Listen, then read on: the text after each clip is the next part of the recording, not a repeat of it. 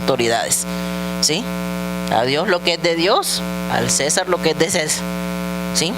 Sin embargo, nosotros vamos a ver que efectivamente esto trajo muchos beneficios para el cristianismo, pero como dice la hermana, siempre que hay política, desafortunadamente pues también hay corrupción. Entonces imagínense, es como no, nada de aquí que van todos greñudos y los maestros no pueden decir nada, hacen lo que les da la gana y el maestro ni les puede decir nada porque pues el papá es peor que el niño, ¿no?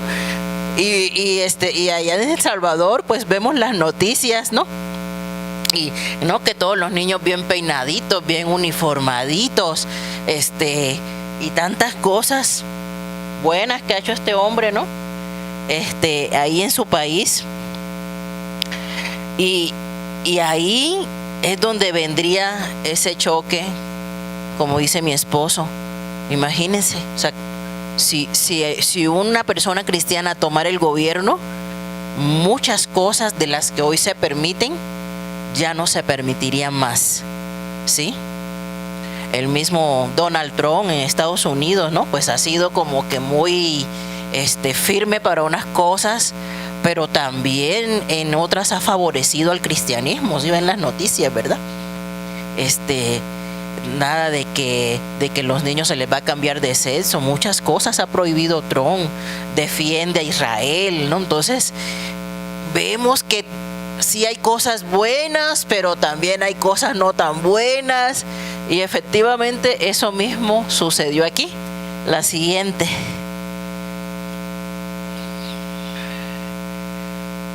Entonces, en este imperio donde a los emperadores se les adoraba, donde a los emperadores se les tenía que quemar incienso, porque si los cristianos no adoraban al emperador, los llevaban al Coliseo romano a que los mataran las fieras. ¿Qué hace Constantino? Estos templos donde se adoraban a los emperadores los restauraba y los reabría para las iglesias cristianas, para hacer templos cristianos. Anteriormente a esto, ¿dónde se reunían los cristianos? Se reunían en las casas. Nosotros vemos a lo largo de todo el libro de los Hechos, ¿sí?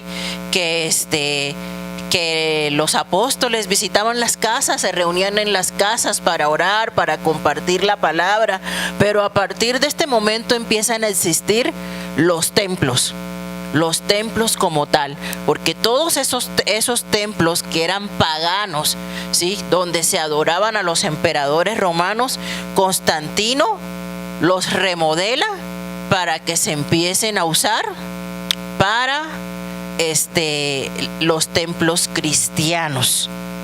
Y ahí es donde empezamos a ver ciertas cositas, ¿sí? De dónde surgieron ciertas cositas, porque pues, ¿cómo se imaginan ustedes un templo romano?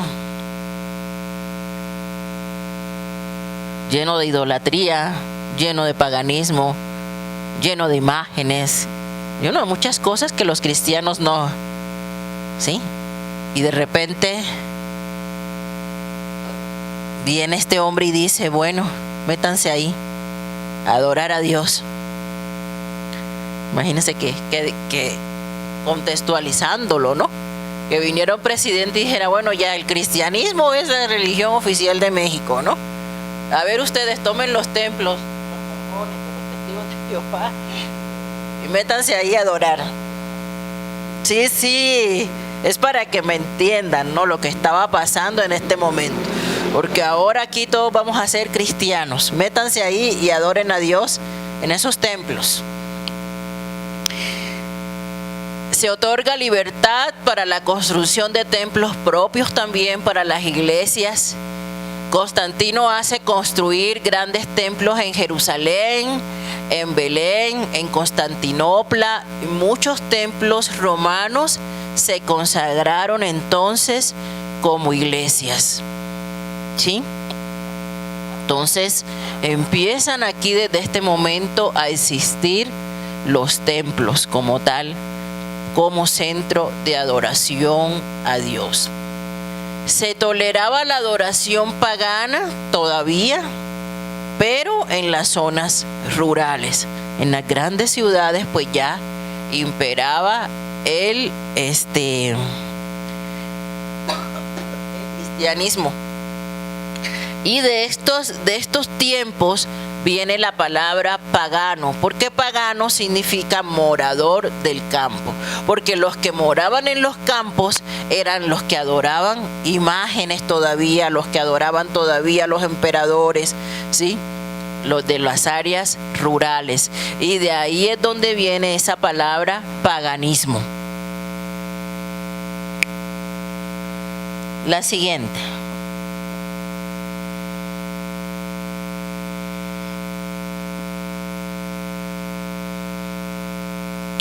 Entonces, pues al ser el emperador cristiano, ¿no? Que pues eso nadie tiene evidencia. Algunos dicen que sí, que efectivamente este hombre pues tenía temor de Dios, era cristiano.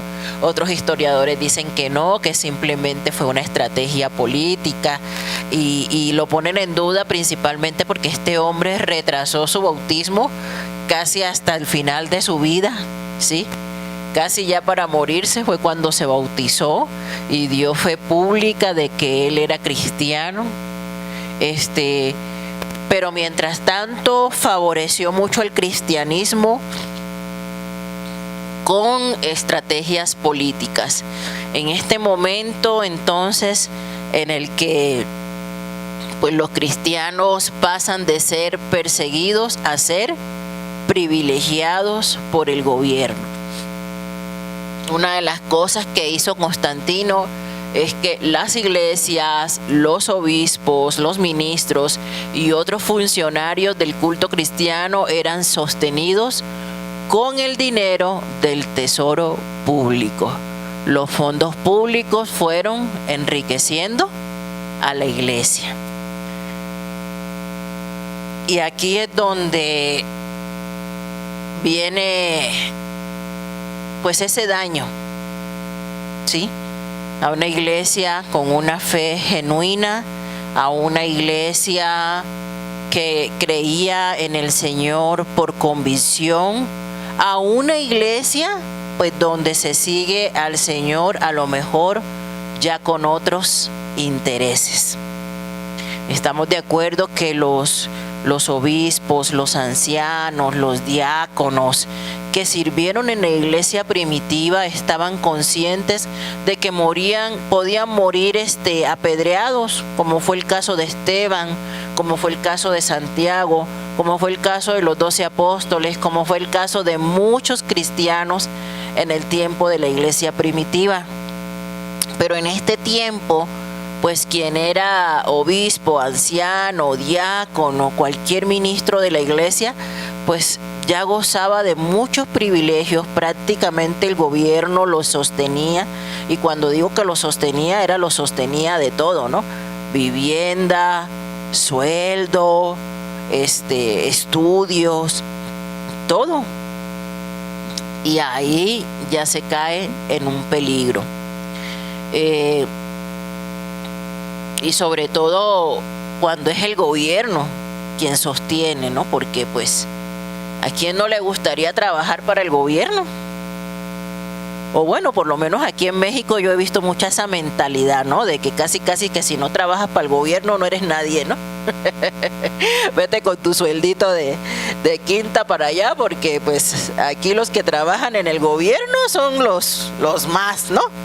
O yo he visto mucho esa mentalidad en el mexicano, ¿no? Que no, y ya termina tu licenciatura y vete a trabajar un puesto del gobierno, ¿no?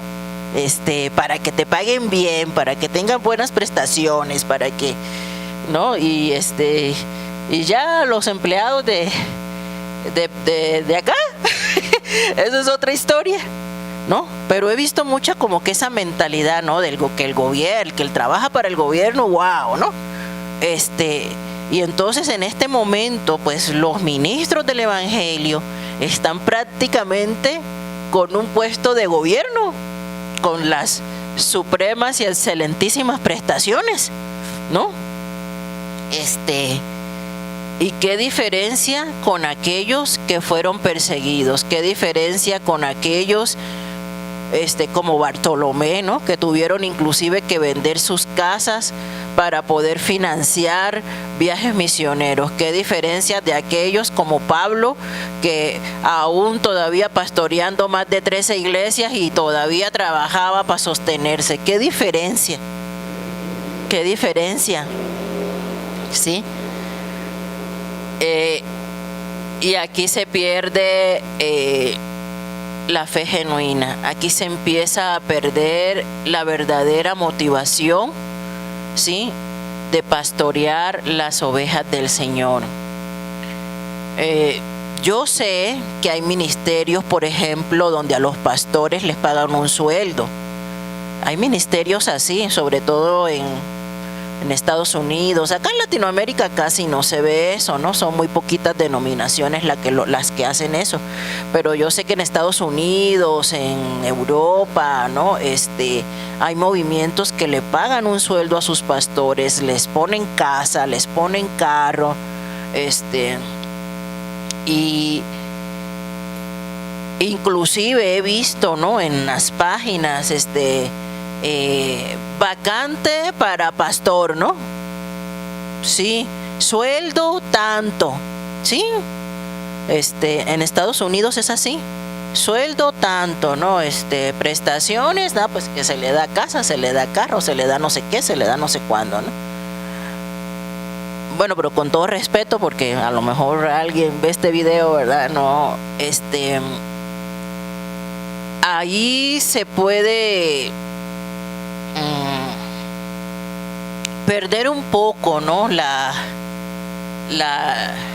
motivación, ¿sí?, la intencionalidad del llamado, ¿no? Porque al final, pues lo que la Biblia enseña, ¿no?, sí, es que pues el obrero es digno de su salario, pero pues al final es lo que la iglesia, pues Dios ponga en sus corazones, ¿no?, de honrar a esa persona que les está sirviendo. Pues es una forma, de alguna manera, de honrar a esa persona que te está dando un servicio para que crezcas espiritualmente. Eso es lo que es, ¿no?, lo que es la manutención para los pastores.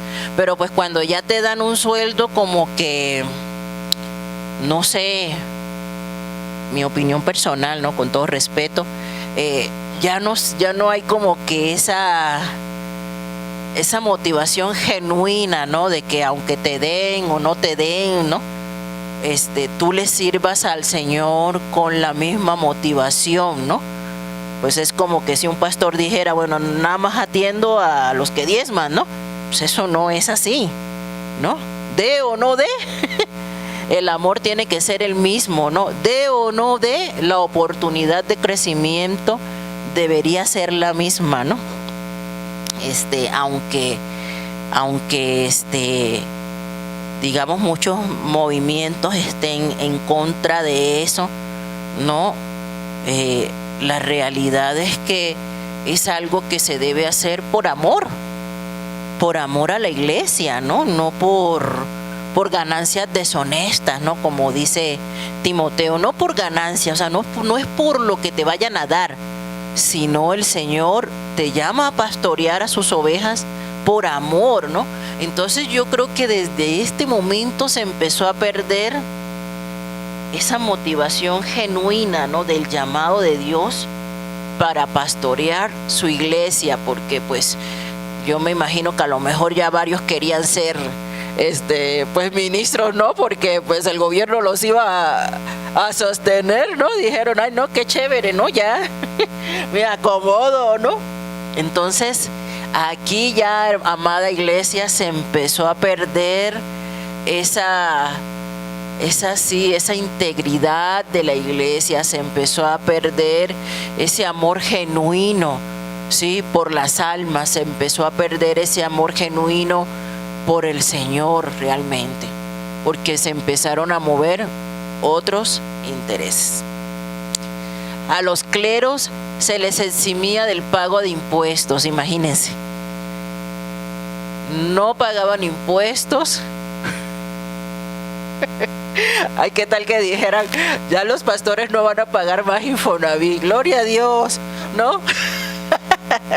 Pero imagínense, en este tiempo a los cleros se les eximía del pago de impuestos, y los ministros de la iglesia se convirtieron en la clase privilegiada. ¿Será que algo de lo que sucede hoy en día se parece a esto? ¿No?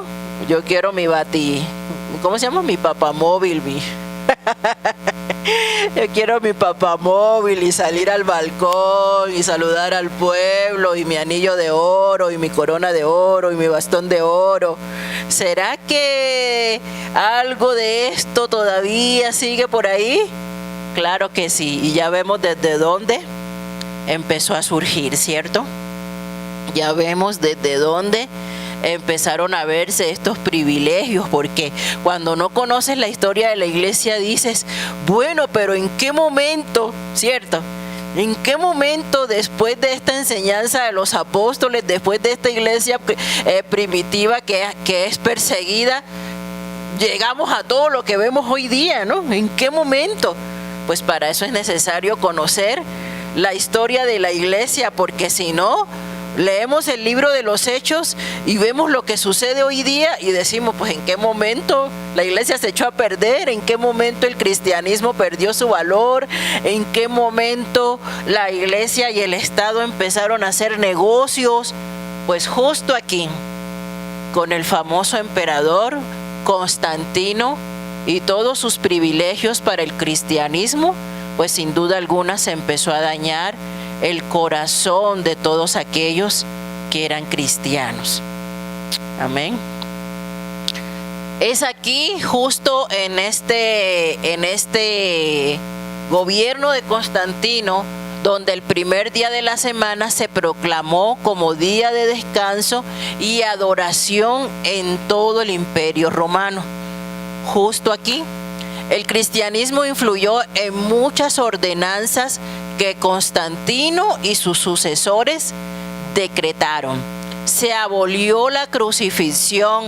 La crucifixión en este tiempo pues era un castigo que el Imperio Romano imponía a los ladrones, ¿sí?, a los asesinos. Era una forma de castigo. Pero en este momento, con Constantino, se abolió la crucifixión. Se abolió el infanticidio. Antes, en esta época, en el Imperio Romano, que recordemos que pues no todos eran cristianos, había muchos gentiles también, ¿no? Antes de que Constantino hiciera este decreto de que el cristianismo era la religión oficial de todo el imperio, las personas, cuando no querían tener a los hijos, los asesinaban. Los asesinaban y los botaban a las calles. Algo parecido a lo que vemos hoy día, ¿verdad? Tantas noticias casi todos los días, que ya botaron a un bebé por allá, que ya apareció un bebecito en un baño por acá, que ya apareció una bolsa por allá. El infanticidio era muy común en este tiempo, porque la gente, cuando no quería tener un hijo, pues lo mataban. Entonces Constantino, pues siendo simpatizante de los cristianos, elimina el infanticidio y toma la cruz como insignia de su gobierno, porque él dice que tuvo un sueño. Él dice que tuvo un sueño donde pues el Señor le hablaba y le decía: por esta cruz vencerás. Entonces él toma la cruz como símbolo de su gobierno. La siguiente. Miren todos los beneficios.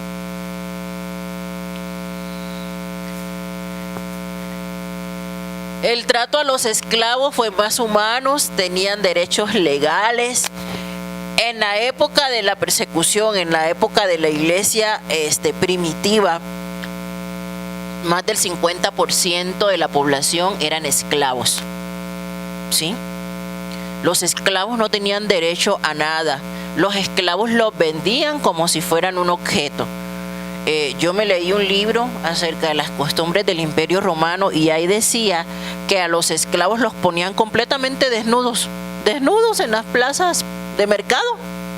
Y entonces iban pues las personas ricas, pues a ver pues sí, lo veo muy flaco, no me sirve para lo que quiero, ¿no?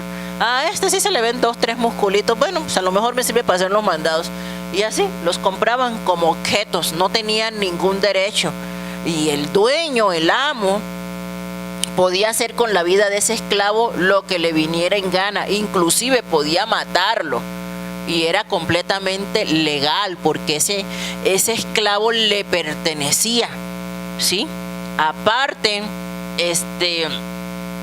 los esclavos los llevaban a trabajar pues al sol, y solamente lo único que les daban era la comida. Era lo único, no les pagaban un sueldo, a ningún esclavo le pagaban sueldo.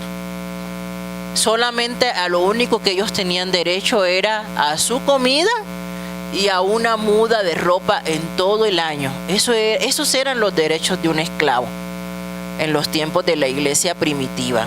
Entonces, cuando nosotros vemos, por ejemplo, las cartas de Pablo, que habla de los esclavos, que los esclavos empezaron a convertirse, si han leído, ¿no?, en cartas como Efesios, Colosenses, donde dice esclavos, respeten a sus amos, no traten mal a sus esclavos, sí, porque hay uno por encima de ustedes que les va a pedir cuentas un día. Era porque efectivamente había muchos esclavos en ese momento en el Imperio Romano, y los esclavos empezaron a convertirse y iban a las casas a escuchar la palabra junto con los amos el día de descanso. Entonces, ¿pero qué pasaba? Pues en la iglesia, digamos, en el lugar de reunión, pues dice Pablo: aquí no hay esclavo ni libre, aquí no hay hombre ni mujer, aquí no hay judío ni griego, aquí todos somos iguales. Allá afuera usted podrá ser el amo, pero aquí adentro todos somos iguales delante de los ojos del Señor. ¿Por qué? Porque se imaginan ustedes en ese tiempo esos ricachones que también se empezaron a convertir, porque pues en el pueblo de Dios había de todo, así como hoy día hay ricos, hay pobres, hay empleados, hay jefes, hay de todo hay en el pueblo del Señor.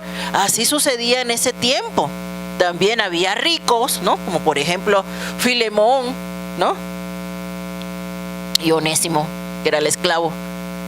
Pero en el pueblo de Dios eran iguales. Entonces ahí había un choque porque pues llegaban a reunirse y el esclavo a lo mejor le tocaba sentarse al lado del amo, ¿no? O llegaban al lugar de reunión y qué tal el esclavo era el que estaba compartiendo la palabra. Hubo mucho choque, por eso Pablo dio en varias ocasiones esa enseñanza en las cartas a las iglesias, ¿sí? Amos, respeten a sus esclavos. Aquí ya no hay esclavo, aquí ya no hay libre, aquí todos somos iguales. A lo mejor allá en su casa, de lunes a sábado, es su esclavo, pero aquí es su hermano, porque así sucedía. No abolió Pablo la esclavitud en ningún momento, Pablo en ningún momento dijo ya no van a ser esclavos. Eso que quede claro. ¿Por qué? Porque la intención de Pablo y la intención de la palabra no era quitar los problemas sociales, era que la gente, ¿sí?, aprendiera el amor de Cristo y viviera en la fe en Cristo. Pero Pablo en ningún momento abolió la esclavitud. Quien empezó a darle un trato más digno a los esclavos fue Constantino, con su edicto de tolerancia. Y aparte de todo, vamos a ver nosotros más adelante en la iglesia medieval. En la iglesia medieval es cuando ya aparecen otros personajes, ¿sí?, que empiezan a luchar por la abolición de la esclavitud, que de hecho el que abolió la esclavitud es un cristiano. ¿Sí? Si han visto la película, después cuando lleguemos a ese tema se la voy a recomendar, está en el YouTube, pero quien abolió la esclavitud fue un cristiano, ¿sí? Entonces se aprobó la emancipación, pues hubo más derechos. Dice, los juegos de gladiadores se prohibieron en Constantinopla y en Roma continuaron hasta el 404 después de Cristo. Estos juegos, que eran un espectáculo prácticamente, para la gente, imagínense ir a ver a dos ahí matándose, y eso era un espectáculo, como ir al circo, como ir a ver a una película, como era un acto de entretenimiento para los romanos. El cristianismo se desmoralizó por sus líderes mundanos. ¿Por qué? Porque estamos hablando de líderes que pues ya no van por esa motivación del llamado, sino por lo que el gobierno les iba a pagar, por los beneficios que iban a obtener. Pues claro que convenía pues ser ministro de culto en esta época. Imagínate si ya no ibas a pagar impuestos, empezando por ahí, ¿no? Si el gobierno te iba a dar un sueldo, un techo, te iba a dar todo, pues obviamente que eso ya no era como por llamado, ¿no? Eso más bien era por conveniencia. Entonces, estas personas que ministraban en las iglesias, estas personas que guiaban al pueblo, pues no tenían realmente un amor genuino por el Señor, estaban por otros intereses. Servicios llenos de esplendor, y el paganismo se fue infiltrando. Y tristemente pues es lo que vemos en muchas iglesias hoy, mega iglesias, ¿no? Mega iglesias donde los pastores tienen ¿cómo se dice?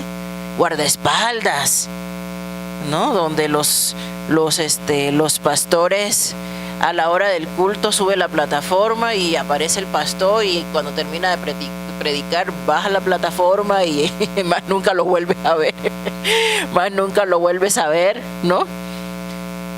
Iglesias donde se mueve muchísimo, muchísimo dinero, ¿sí? Y ni hablar de la religión tradicional, ¿no? Donde todo es de oro. Yo creo que hasta el inodoro del Papa ha de ser de oro, ¿no? Y ¿cómo se llama? Y si han visto documentales sobre las ofrendas de la basílica del Vaticano, si han visto documentales, véanse uno sobre las ofrendas que se recogen en el Vaticano. O sea, son infinidades de dinero, ¿no? Infinidades de dinero. Entonces, ahí como que ya hay que poner en duda realmente el llamado y el servicio de estas personas que ministran al pueblo, hasta dónde realmente es un llamado genuino, y a partir de qué punto se empieza a dañar el corazón. A partir de qué punto se empieza a dañar el corazón. Se empieza a corromper el corazón por el dinero. Es fácil que una persona se deje corromper por el dinero. Es fácil que una persona caiga en el paganismo por el dinero. En muchos púlpitos, tristemente, hermanos, no se predica arrepentimiento, no se predica nada que a la gente le incomode. ¿Para qué? Para que la gente no se vaya. Eso es una realidad. Para que la gente no se vaya, para que la gente se sienta a gusto. No, que vamos a hacer una discoteca para que vengan los jóvenes. Conocí un ministro que oraba para que llegaran los empresarios. No oraba para que llegara el borracho, el drogadicto, sino los empresarios. Hemos conocido también nosotros en este caminar pastores que dicen, no, pues yo irle a predicar a los drogadictos, a los alcohólicos, no, yo no tengo ese llamado. ¿No será porque los borrachos, los alcohólicos, los drogadictos no te van a dejar nada para tus arcas?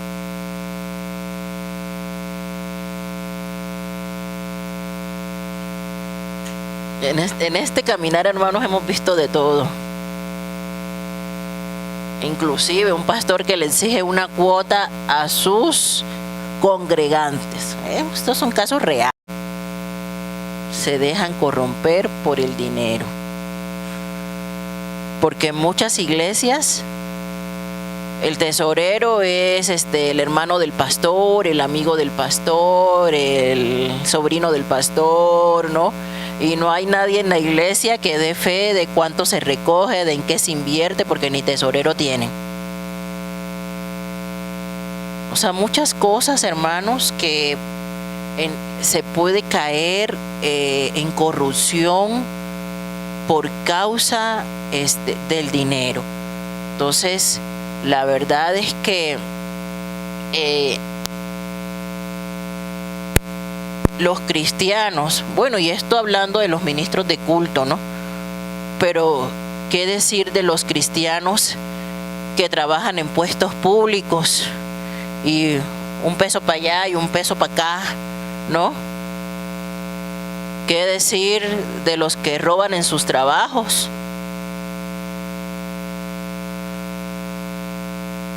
¿Qué decir de los que son injustos con las personas? Porque pues la corrupción no solamente viene desde los ministros, hay cristianos que también pueden caer en corrupción por el amor al dinero. Los que no pagan impuestos, los que no pagan sus recibos, los que ponen el diablito, eso también es corrupción, hermanos. Los que si no llega el recibo del agua, pues tampoco lo van a buscar. Cuando van a ver, ya deben 10,000, 20,000, y entonces viene el ayayay, mamita mía, cuando sabes que es una responsabilidad y una obligación que tienes que cumplir. Si no te traen el recibo, pues ve por él y págalo. Pero no, pues no me llegó. Ya cuando te llegue, ay, agárrate. Ya se te acumuló la deuda porque pues se está consumiendo.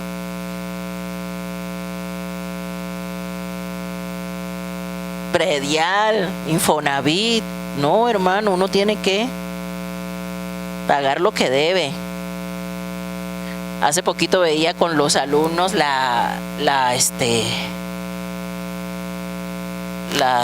el reglamento de las asambleas de Dios, los alumnos del instituto, y es hasta causal de disciplina que no pagues tus deudas. Es causal de disciplina tanto para congregantes como para ministros del evangelio, que alguien llegue y te ande cobrando, que te embarguen porque no pagaste.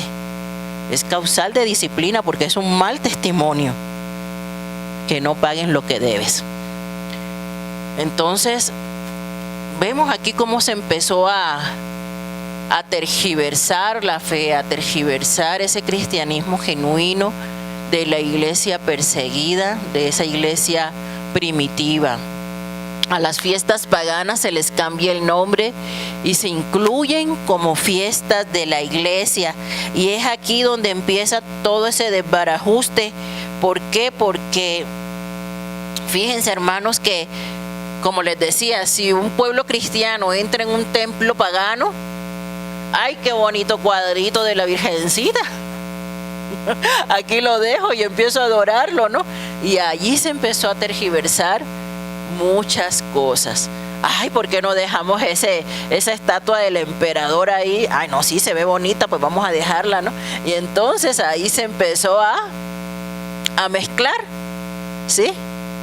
Lo cristiano con lo mundano. Entonces, fue aquí donde se empezó pues a tergiversar esa fe que nosotros vimos en el libro de los Hechos, hermanos. Vamos a orar.